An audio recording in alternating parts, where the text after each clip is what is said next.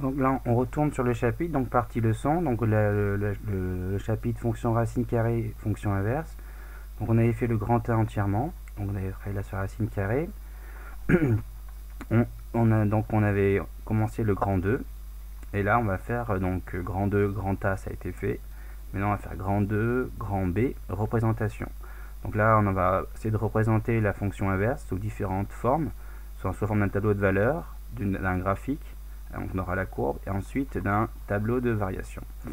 Alors on y va, donc vous écrivez, vous pouvez mettre sur pause, donc grand B à la suite du cours, représentation, donc une fonction à différentes représentations, la petit a, tableau de valeur.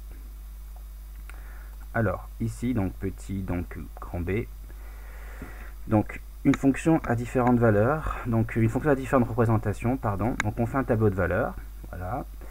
Vous pouvez mettre sur pause et compléter. Donc première chose qu'il faut dire, c'est que 0 est une valeur interdite, ça c'est important, ça a été dit donc dans le paragraphe précédent. Et donc là on va mettre une croix, il n'y a pas de valeur pour 0. Bien sûr, donc l'image de 1 c'est 1 sur 1, donc je prends l'inverse à chaque fois. L'image de 1 c'est 1 sur 1, c'est 1. L'image de 2 c'est l'inverse, 1 sur 2 c'est 0,5. L'image de 4 c'est 1 quart, 1 sur 4 c'est 0,25. Donc là j'ai l'image de 1, de 2 et de 4. On a vu que la fonction était impaire, donc en fait on a pour l'opposé, vous voyez, moins 1 sur moins 1 ça fait moins 1, 1 sur moins 2 ça fait moins 0,5, 1 sur moins 4 ça fait moins 0,25. Vous voyez, c'est les valeurs opposées qui sont ici. Pour ceux qui n'auraient pas compris, par exemple, pour calculer celui-ci, je rappelle que le moins 0,25 c'est finalement 1, je prends l'inverse, sur moins 4. Là je prends 1 sur moins 2, d'accord, parce que là c'est moins 2, là je mets moins 2, là c'est 4, je mets 1 sur moins 4, etc. Donc et là pour les valeurs un peu particulières, là ici 0,5, c'est 1 sur 0,5, bon 1,05 vous pouvez prendre votre calculatrice, ça fait 2, si on n'a pas de calculatrice, bon, on peut un peu réfléchir, donc 1 sur 0,5 c'est aussi 1 sur 1,5, je rappelle que 1 sur 1,5 c'est 1 divisé par 1,5, et divisé par une fraction, ça revient à multiplier par son inverse, donc ça fait 2.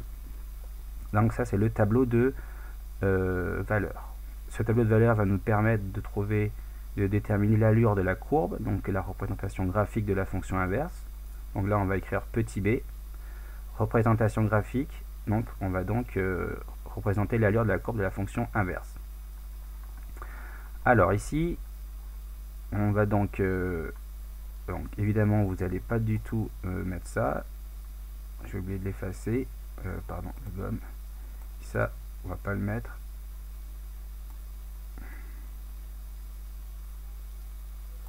D'accord, ça, c'est pas du tout quelque chose qu'on va mettre. Je vais l'effacer ici.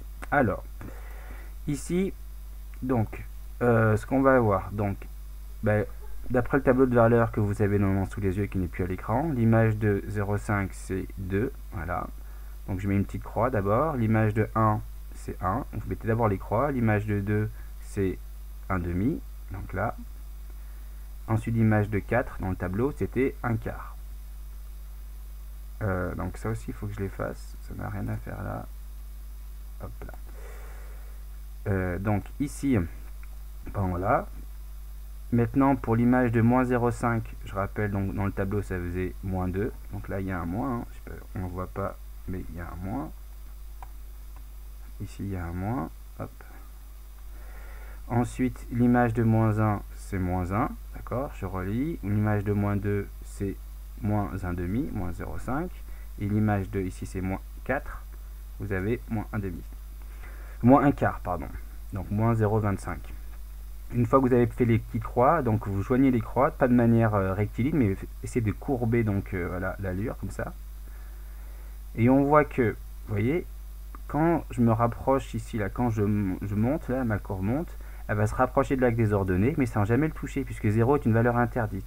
Donc 0 n'a pas d'image, il y aura jamais, la courbe ne va jamais couper l'axe des ordonnées, là. Donc, en fait, cette courbe, elle monte comme ça, en se rapprochant de l'axe des ordonnées, mais sans jamais la toucher.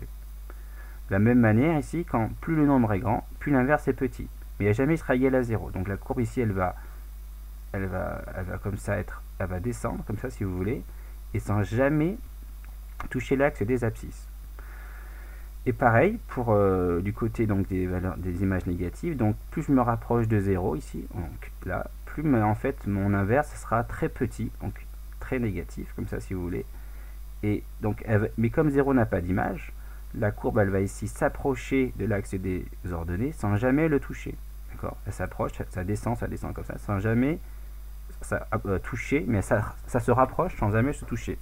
Pareil pour les valeurs négatives, là, plus je prends un nombre négatif, là, plus il est petit, plus c'est petit, plus mon inverse est petit, mais si les images sont négatives, et donc je vais me rapprocher de l'axe des abscisses sans jamais le toucher.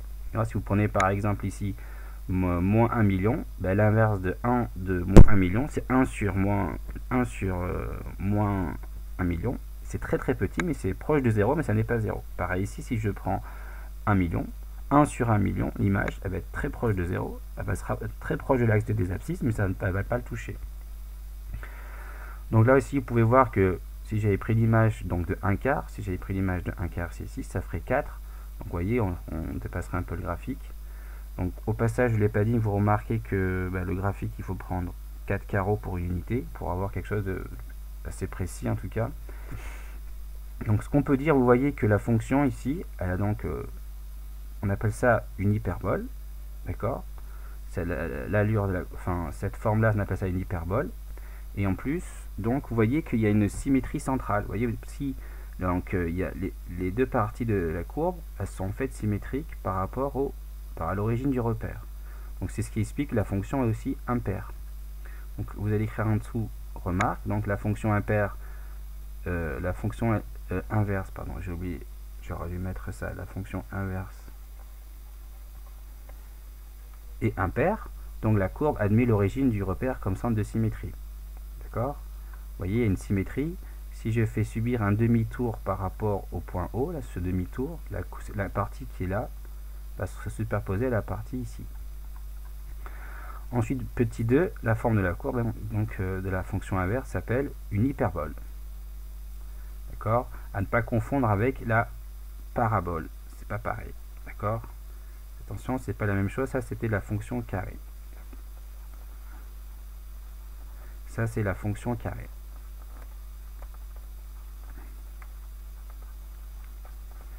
Ok. Donc, je vous laisse mettre sur pause. Donc là, si vous voulez revoir la courbe, vous pouvez mettre sur pause. Et là, ici, pour la remarque, sur pause. Ensuite, on va passer sur la partie C, le tableau de variation. Donc, c'est défini sur moins l'infini plus l'infini, sauf en 0. Donc, vous mettez 0, vous mettez une double barre. La double barre, ça veut dire que c'est une valeur interdite. Donc, 0 n'aura pas d'image. Et vous pouvez voir que quand on est à droite de 0, la fonction elle est décroissante. Donc vous voyez la courbe ici, ça descend comme ça, donc on dit que la fonction elle est décroissante. Et ensuite, dans la partie pour les images négatives, là, des images donc des nombres négatifs, là ça aussi ça descend, donc on dit que la fonction est décroissante. Voilà, c'est aussi simple que ça.